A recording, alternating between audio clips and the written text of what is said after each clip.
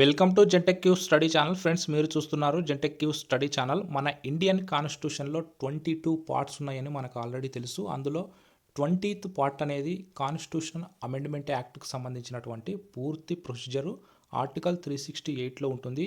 అది మన ఇండియన్ కాన్స్టిట్యూషన్లో 22 పార్ట్స్ ఉంటే 20 పార్ట్లో మనకి ఆర్టికల్ 368లో ఉన్నటువంటి భారత రాజ్యాంగ సవరణ విధానానికి సంబంధించి ఉంటుంది. దీనికి సంబంధించి అన్ని ఎగ్జామ్స్లో 1 నుంచి 2 క్వశ్చన్స్ అయితే డెఫినెట్గా ఉంటాయి. కాబట్టి 1 లేదా 2 నుంచి 3 మార్కులు మన చేతుల్లో ఉండాలంటే భారతీయ సవరణ విధానానికి సంబంధించినటువంటి పూర్తి విషయాన్ని అయితే మనం ఈరోజు తెలుసుకుందాం. ఆర్టికల్ 368 అంటే 20th పార్ట్లో ఉన్నటువంటి ఆర్టికల్ 368 ఒక్కటే 20th పార్ట్లో ఉంది.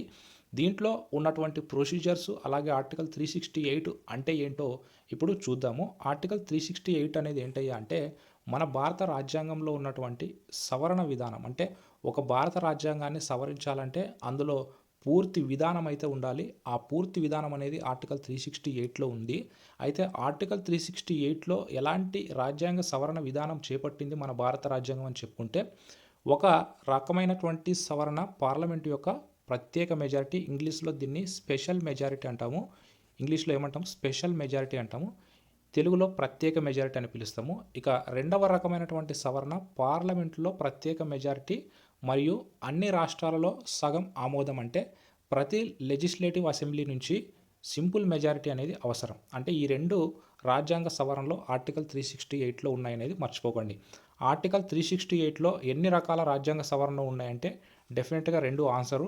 ఎందుకంటే 2 రకాల సవరణలు ఉన్నాయి. అయితే ఆర్టికల్ 368లో పొందుపరచుకోకుండా మరొక సవరణ కూడా ఉంది. దాంతో కలుపుకొని మన భారతదేశ రాజ్యాంగంలో మొత్తం 3 రకాల సవరణలు అయితే ఉన్నాయి. వాటిని మనం కంప్లీట్గా ఈరోజు తెలుసుకుందాం. ఫస్ట్ ఆఫ్ ఆల్ ఆర్టికల్ 368 గురించి మనం తెలుసుకుంటే, రాజ్యాంగ సవరణ ప్రక్రియను నిర్వచించడానికి భారత రాజ్యాంగంలోని పార్ట్ 20లోని ఆర్టికల్ 368 2 రకాల సవరణలని అందిస్తుంది. సో ఆర్టికల్ 368లో ఉన్నటువంటి రాజ్యాంగ సవరణలు ఎన్ని అంటే కేవలం 2.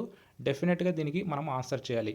ఇంతకీ రాజ్యాంగ సవరణ చేస్తే మనకొచ్చే లాభం ఏంటి అనేది మనం ఖచ్చితంగా ఒక ఎగ్జాంపుల్ నుంచి తెలుసుకోవాలి. ఒక ఎగ్జాంపుల్ నేను చెప్తాను చూడండి. మనకి స్టార్టింగ్లో 14 లాంగ్వేజెస్ ఉన్నాయి.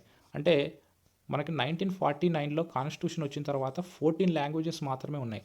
మిగతా లాంగ్వేజెస్ లేవు. అంటే ఇప్పుడు ప్రజెంట్ 22 రాజ్యాంగ సంబంధమైనటువంటి భాషలు అయితే మనకున్నాయి. కానీ స్టార్టింగ్లో కేవలం 14 మాత్రమే ఉన్నాయి. అయితే 15వ భాషగా సింధీని చేయడం జరిగింది. ఈ సింధీని భాషని రాజ్యాంగ హోదా కల్పించినప్పుడు ప్రత్యేకమైనటువంటి విషయం మనకు తెలుసుకోవాలి. ఎందుకంటే ఈ భాషని రాజ్యాంగ హోదా చేయడం వల్ల సింధీ ప్రజలకు ఏం లాభమయ్యా అంటే, ఒక భాషని రాజ్యాంగ హోదా కల్పించడం ద్వారా దానికి సంబంధించినటువంటి బడ్జెట్లో కొంత అమౌంట్ దానికి కేటాయించడం జరుగుతుంది. కొంత డబ్బును దానికి కేటాయించడం వల్ల ఆ సింధీ భాషను అభివృద్ధి చేయడానికి ఆ డబ్బును ఖర్చు చేస్తారు. ఆ ఖర్చు చేయడం వల్ల ఆ భాష అభివృద్ధి అనేది జరుగుతుంది. ఇలాగనే ఏపీపీఎస్సీ కండక్ట్ చేస్తున్నటువంటి ఎగ్జామ్స్ కానీ, లేదా ఏ స్టేట్ గవర్నమెంట్స్ అయితే కండక్ట్ చేస్తున్నాయో ఆ బోర్డ్స్కి సంబంధించి వాళ్ళు కూడా ఆ భాషల్లో పేపర్ ఉంటుందనేది మనం మర్చిపోకూడదు.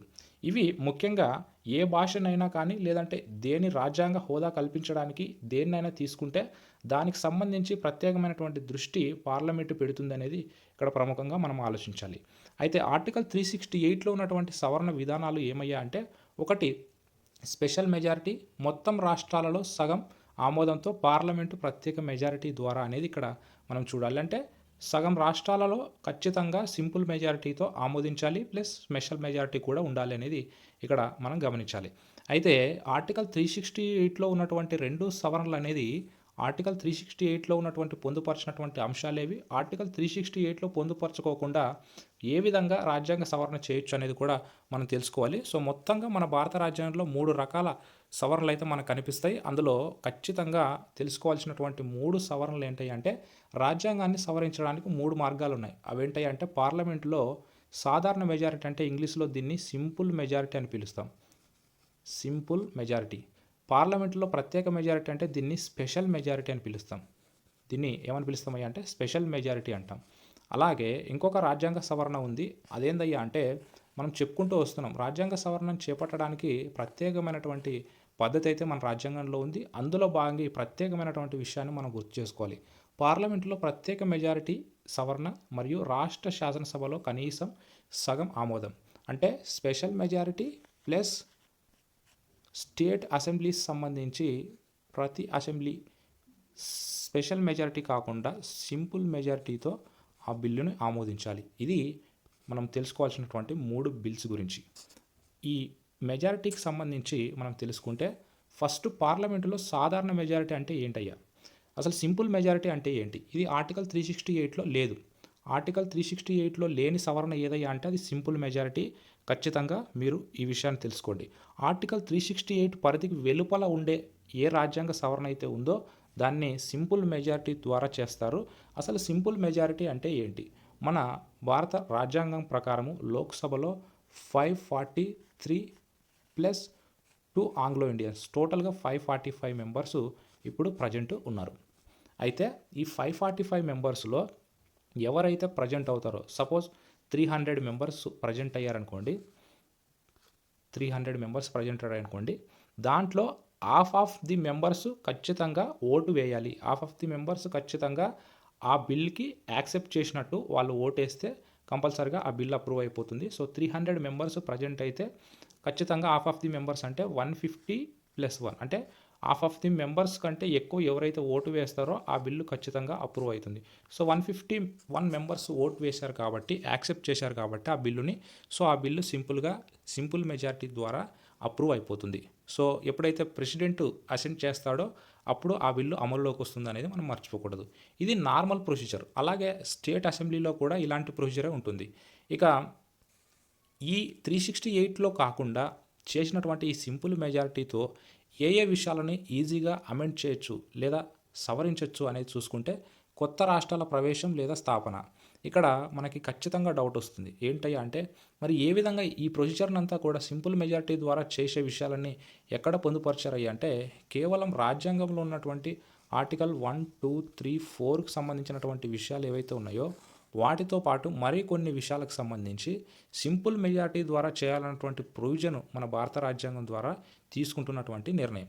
అయితే ఇక్కడ కొత్త రాష్ట్రాలకు సంబంధించి ఏదైనా అంటే మనకు ప్రజెంట్గా ఏపీ నుంచి తెలంగాణ విడిపోయినటువంటి సందర్భం తెలిసినటువంటి విషయం, మనకందరికీ తెలిసినటువంటి విషయం.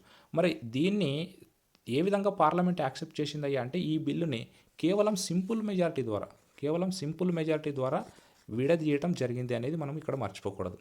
ఇది సింపుల్గా చేసే భారత పార్లమెంటు చేసే ప్రొసీజర్.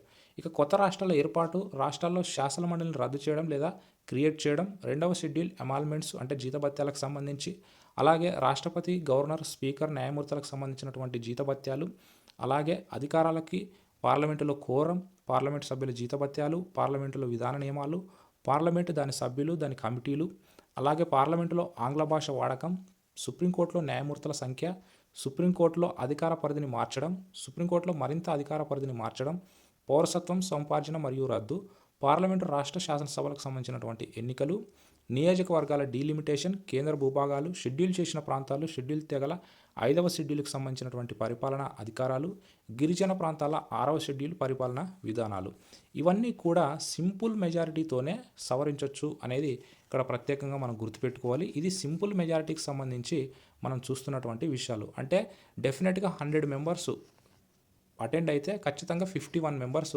డెఫినెట్గా ఓటు వేయాలి. ఇక్కడ 51 మెంబర్స్ అంటే మనకి కోరం అనేది 545లో కోరం అనేది ఒక పాయింట్ అయితే ఉంది. కోరం అంటే ఏంటయ్యా అంటే ఖచ్చితంగా ఇంతమంది ప్రజెంట్ కావాలనేది అయితే ఉంటుంది. సో 545లో బై 10 ఇది కోరం, మనకి 1/10 వంతు అనేది కోరము పార్లమెంటు నిర్ణయించినటువంటి రూలు. ఈ రూల్ ప్రకారము 55 కంటే అబవ్ ఉంటే అప్పుడు మనము ఏదైనా ఒక బిల్లుని చదవడానికి, రీడ్ చేయడానికి లేదా దాన్ని అప్రూవ్ చేయడానికి అవకాశం ఉంటుంది. సో ఈ 55 కంటే ఖచ్చితంగా ఎక్కువ ఉండాలనేది ఇక్కడ డెఫినెట్గా మనం గుర్తుపెట్టుకోవాల్సినటువంటి అవసరం. ఈ నిర్ణయం అంతా కూడా స్పీకర్ తీసుకునే నిర్ణయం అనేది మర్చిపోకూడదు. ఇది సింపుల్ మెజారిటీకి సంబంధించి. ఇక స్పెషల్ మెజారిటీకి సంబంధించినటువంటి ప్రొవిజన్స్ అయితే మనం కంపల్సరీగా చదవాలి. స్పెషల్ మెజారిటీ అనే పేరులోనే మనకు కనిపిస్తుంది ఇది స్పెషల్కి సంబంధించినటువంటి బిల్ అని.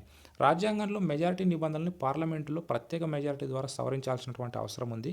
ప్రతి సభ అంటే ఎవరీ సభ అంటే రాజ్యసభ సపరేటు, లోక్సభ సపరేటు. ప్రతి సభ యొక్క మొత్తం సభ్యత్వంలో మెజారిటీ మరియు 3/2 మెజారిటీ ప్రతి సభ సభ్యులు హాజరై ఓటింగ్ చేయాలి. మొత్తం సభ్యత్వం అనే వ్యక్తీకరణ అంటే ఖాళీలు ఉన్నాయా లేదా హాజరు కాని వాటితో సంబంధం లేకుండా సభతో కూడిన మొత్తం సభ్యుల సంఖ్యతో ఈ బిల్లుని అప్రూవ్ చేయాలి.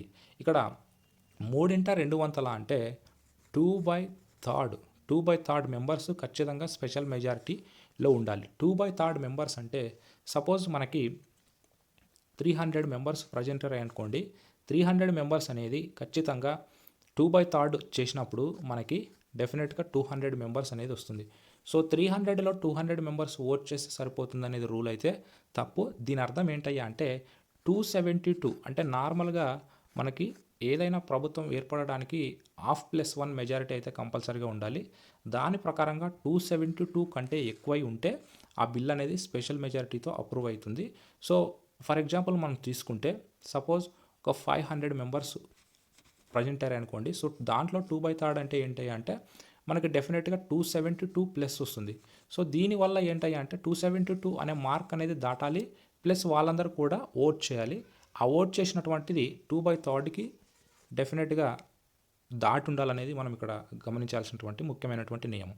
సో ఈ నియమానికి సంబంధించి ఏ ఏ విషయాలు దీంట్లోకి వస్తాయి అంటే మనం చూడొచ్చు. ప్రాథమిక హక్కులు కానీ లేదంటే రాష్ట్ర విధానం యొక్క నిర్దేశక సూత్రాలు లేదా ఆదేశిక సూత్రాలు అని చెప్తాము. సో మొదటి మరియు మూడవ వర్గాల పరిధిలోకి రాని అన్ని ఇతర నిబంధనలు అంటే ఫస్ట్ సింపుల్ మెజారిటీకి సంబంధించినది, అలాగే థర్డ్లో ఉన్నటువంటి simple majority plus states simple majority special majority plus states simple majority అనేది. ఇక మూడవ నిబంధనకు సంబంధించి మనం క్లారిటీ అయితే ఉండాలి. మనకి పార్లమెంటు ప్రత్యేక మెజారిటీ రాష్ట్రాల సమ్మతి ద్వారా అనేది ఇక్కడ డెఫినెట్గా గుర్తుంచుకోవాల్సినటువంటి విషయం. అంటే 2/3 స్పెషల్ మెజారిటీ అనేది పార్లమెంట్ చేస్తే 1/2+1 అనేది స్టేట్ తీసుకునే సింపుల్ మెజారిటీ అనేది ఇక్కడ ½ ది స్టేట్స్ అంటే ఫర్ ఎగ్జాంపుల్ మనకి 27 స్టేట్స్ ఉన్నాయనుకోండి. డెఫినెట్గా ½+1 అంటే మనకి ఎన్ని ఉండాలి? డెఫినెట్గా మనకి 14 స్టేట్స్ అప్రూవ్ చేయాల్సి ఉంటుంది. ఇది ప్రత్యేకమైనటువంటి నియమం. సపోజ్ 28 స్టేట్స్ ఉన్నాయనుకోండి. 28 స్టేట్స్ ఉంటే మనకి డెఫినెట్గా ఆ టైంకి అప్రూవ్ చేసే టైంకి 28 ఉంటే ఖచ్చితంగా మనకి 15 స్టేట్స్ అనేది అప్రూవ్ చేయాలి అనేది ఇక్కడ సింపుల్ మెజారిటీకి సంబంధించి. అయితే దానికి సంబంధించినటువంటి రూల్స్ ఒకసారి ఇక్కడ చూడండి. రాష్ట్రపతి ఎన్నిక, దాని విధానం, యూనియన్ మరియు రాష్ట్రాల కార్యనిర్వాహకన శక్తి యొక్క విస్తృతి, సుప్రీంకోర్టు, హైకోర్టులు మధ్య శాసన అధికారాల పంపిణీ, డివిజన్ ఆఫ్ పవర్స్ అంటాము, యూనియన్ మరియు రాష్ట్రాలు 7వ షెడ్యూల్లోని జాబితాలు ఏదైనా పార్లమెంటులో రాష్ట్రాల ప్రాతినిధ్యం. ఇవన్నీ కూడా స్పెషల్ మెజారిటీ ప్లస్ రాష్ట్రాల యొక్క సగం కంటే ఎక్కువ సింపుల్ మెజారిటీతో అప్రూవ్ చేయాల్సినటువంటి విషయాలు. కొన్ని ఇంపార్టెంట్ పాయింట్స్ అయితే మనం చదవాలి ఈ భారత రాజ్యాంగానికి సంబంధించి. దీని నుంచి డెఫినెట్గా మనకి 2 to 3 మార్క్స్ అయితే కంపల్సరీ వస్తాయి. కొన్ని ఎగ్జామ్ పాయింట్ ఆఫ్ వ్యూలో 4 మార్క్స్ కూడా వచ్చే అవకాశం అయితే ఉంటుంది.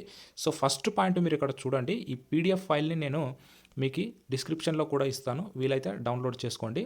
సో ఒకటో పాయింట్, పార్లమెంటు సభలో కానీ రాష్ట్ర శాసనసభలో కాకుండా ఈ ప్రయోజనం కోసం బిల్లును ప్రవేశపెట్టడం ద్వారా మాత్రమే భారత రాజ్యాంగ సవరణను ప్రారంభించవచ్చు.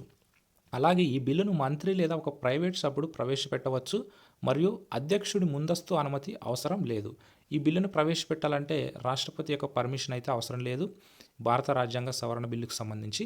ఈ బిల్లును ప్రతి సభలో ప్రత్యేక మెజారిటీతో ఆమోదించాలి. అనగా సభ మొత్తం సభ్యత్వంలో మెజారిటీ అంటే 50% పైగా మరియు సభలో 3/2 మంది సభ్యులు ఓటింగ్ చేయాల్సినటువంటి అవసరం ఉంటుంది అనేది ఇక్కడ ముఖ్యంగా మనం ఆలోచించాల్సినటువంటి విషయం. ఇక 4వ పాయింట్ చూడండి. ప్రతి సభ బిల్లును విడిగా ఆమోదించాలి. ఒకవేళ ఉభయ సభల మధ్య విభేదాలు ఏర్పడితే బిల్లును చర్చించడం మరియు ఆమోదించడం కోసం ఉభయ సభల ఉమ్మడి సిట్టింగ్ నిర్వహించడానికి నిబంధన లేదు. ఉమ్మడి సిట్టింగ్ ఓన్లీ ఫర్ సింపుల్ మెజారిటీతోనే ఉమ్మడి సిట్టింగ్ ఉంటుంది. ఉమ్మడి సిట్టింగ్ అనేది సింపుల్ మెజారిటీ బిల్ ఏదైతే ఉందో దానికి సంబంధించి ఏమైనా అభ్యంతరాలు ఏర్పడితే అప్పుడు ఉమ్మడి సిట్టింగ్ ఉంటుంది అనేది మర్చిపోకండి. ఆ ఉమ్మడి సిట్టింగ్కి కూడా స్పీకరే అధ్యక్షుడిగా వ్యవహరిస్తాడు, ప్రిసైడింగ్ ఆఫీసర్ అని చెప్తాం.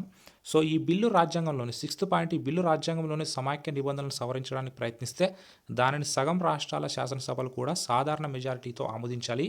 అనగా సభలో ఎక్కువ మంది సభ్యులు హాజరై ఓటు వేస్తారు.